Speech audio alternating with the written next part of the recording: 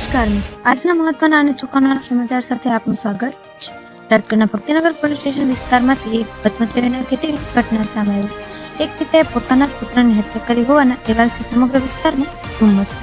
મળતી માહિતી મુજબ મૃતક પુત્રને દારૂ પીવાની આદત હતી અને તે અવારનવાર દારૂ પીને ઘરે આવતો હતો। આ બાબતને લઈને પિતા અને પુત્ર વચ્ચે અગાઉ પણ વિવાદ થતો હોવાની માહિતી સામે આવી।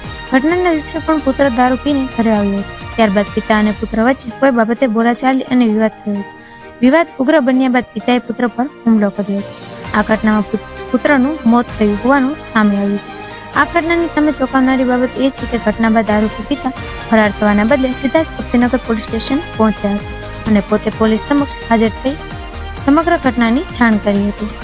પોલીસે ઘટનાની ગંભીરતાને ધ્યાનમાં લઈને આરોપી પિતાની ધરપકડ કરી છે અને સમગ્ર મામલે તપાસ શરૂ કરી છે। હવે પોલીસે એ પણ તપાસ કરી રહી છે કે પિતા પુત્ર વચ્ચે અગાઉથી કોઈ વિવાદ હતો કે કેમ, ઘટનાના સમયે ખરેખર શું બન્યું હતું અને પુત્રના દારૂ પીવાની બાબતને લઈને કેટલા સમયથી બંને વચ્ચે મેદભેદ ચાલતો હતો। આ ઘટનાને ફરી એકવાર પરિવારની અંદરના વિવાદ કેટલી ગંભીર પરિસ્થિતિ ઊભી કરી શકે છે તે સામે લાવી દીધું છે। એક તરફ પુત્રનું મોત થયું છે તો બીજી તરફ પિતા સામે પણ ગંભીર કાયદાકીય કાર્યવાહીનો સામનો કરવાનો વારો આવ્યો છે। હાલ સમગ્ર મામલે ભક્તિનગર પોલીસ દ્વારા વધુ તપાસ ચાલી રહી છે। પોલીસ તપાસ બાદ જ ઘટનાની સંપૂર્ણ અને સચોટ હકીકત સામે આવી છે। આવા જ રાજકોટ અને ગુજરાતના મહત્વના તાજા સમાચાર માટે અમારી ચેનલને સબસ્ક્રાઇબ કરો।